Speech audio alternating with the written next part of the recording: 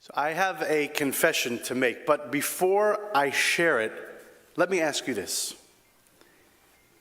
When was the last time you found yourself grappling with a particularly troubling circumstance and pondering the question, what if?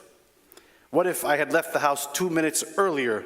What if I had taken the 2:30 flight instead of the 4:30 flight? Maybe I wouldn't have been delayed. What if I chose the Hallandale exit instead of the Ivesdary exit? Perhaps I wouldn't have been in that accident. What if I had put down the phone when my kids were trying to talk to me? What if I had visited my parents more often when they were alive? Whatever it may be, when was the last time you asked yourself, what if?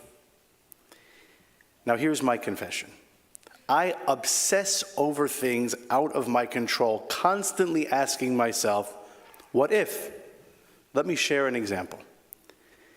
There's a picture on the mantle of my parents' home. It's of my youngest brother, Ellie, and me, standing at the observation deck of the Twin Towers in New York.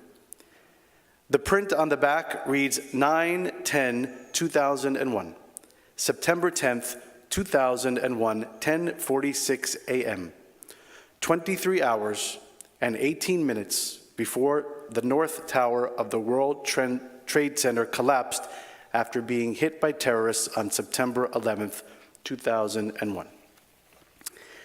Now, neither my brother nor I remember why we were there. We were born and raised New Yorkers, and it was strange for us to visit tourist attractions, but for some reason, we were there.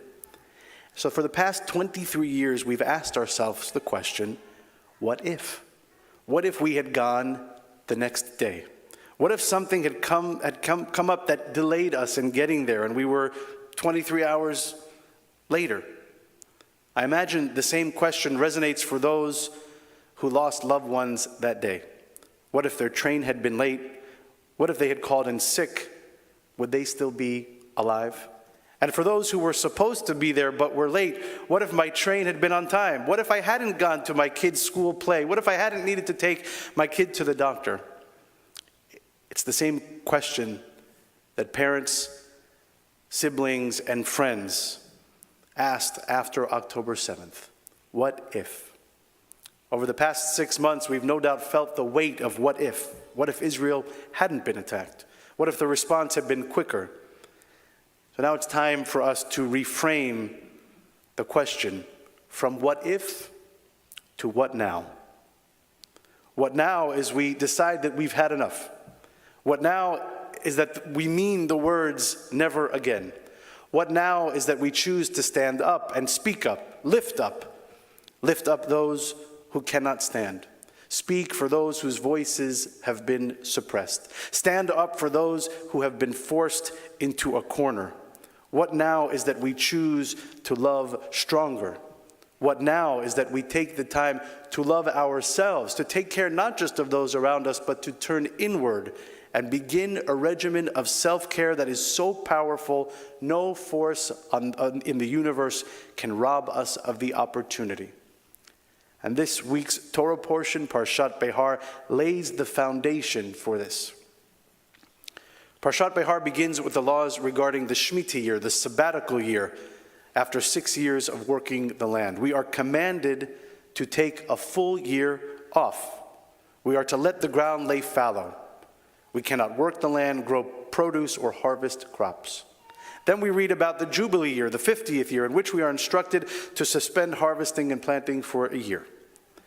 Now let's imagine for a moment what it must have been like thousands of years ago when sustenance was directly linked to nature. People got their food from the land, which needed to be harvested properly under the right conditions, a balance of sun, rain, weather. The people living at that time were dependent on what they could grow and hunt. And here comes God saying, take a year off. Sorry, you can't touch the land. This could have easily posed a serious problem. What if the land didn't produce enough food on its own?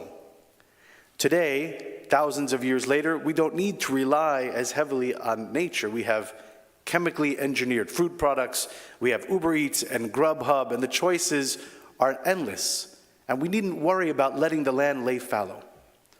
Or do we? You've no doubt seen the ongoing famine catastrophe, mostly in Africa. And in this country, just a few years ago, we saw a shortage of infant formula. We've witnessed the disruption in the food chain caused by war, wildfires, drought, and poor harvesting conditions. So how could it be that God would instruct us or command us to simply take a year off? Aren't we concerned about people going hungry? The Torah portion begins, 6 years you may sow your field, and 6 years you may prune your vineyard and gather in the yield. But in the 7th year the land shall have a Shabbat of complete rest. You shall not sow your field or prune your vineyard. Parshat Behar reads like an agricultural lesson, but it has the underpinnings of a lesson in self-care. If you believe, as I do, that much of our sacred biblical text is metaphor and allegory, then we can read Parshat Behar as guidance from God on how to care for ourselves, how to preserve our health, how to preserve our sanity and our well-being. So often as Americans, we are pressured to think that working tirelessly is virtuous, that ignoring our health and our kids and our spouses in favor of work is somehow heroic. As parents, we often sacrifice our needs to ensure our children so often as parents, we sacrifice our own needs to ensure that our children have their needs met. So what if we read Parshat Behar like this? Adonai spoke to Moshe saying, "Speak to your people. Tell them that every so often, once a day, once a week, even for a minute, take a Shemitah, take a sabbatical. For 1 minute, remember to breathe, to center yourself. For a brief moment in time, remove yourself from this world and allow your mind to drift. Give yourself a jubilee. Create reasons to celebrate. Celebrate the small. Rejoice in the mundane." This is God's way of protecting God's people. Take care of yourself, God says. Remember to pause and bring to your life fulfillment in this season of sabbatical. Turn the what if into what now. For decades, scientists have tried to understand the connection between self-care and spirituality, the idea that we feel more at peace and deeply connected to ourselves when we devote time to taking care of ourselves. This could manifest in prayer, in meditation, or in exercise, anything that brings us inherent joy. It's a concept closely tied to Jewish practice. You see, in Judaism, self-care is not limited just to caring for ourselves. In fact, religious and cultural institutions by design encourage self-care within the context of community, like saying Kaddish with a minyan, a group of people, or studying Torah together, and of course, praying as a community. You know, there's a certain magic that happens when we're in a room together, praying, singing, swaying rhythmically. And there's clear science on this, that when people of any faith pray together, singing the same words, moving together in syncopated motion, the chemical structure of our brains changes and our bodies react. Our blood pressure decreases, our oxygen regulates, our muscles release tension, and we experience happiness. So what if we decide that right now, in this moment, as we read Parshat Behar, reflecting on this weekend, Memorial Day, honoring the lives of countless men and women who died fighting for freedom, protecting our constitutional right to exist as Jews, that we allow ourselves the opportunity for self-care.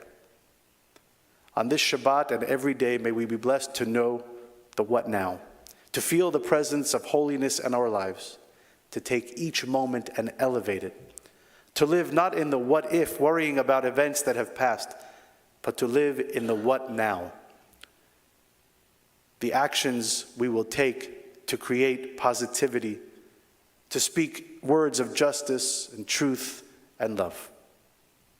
So, what now? Well, that is up to us. Shabbat Shalom.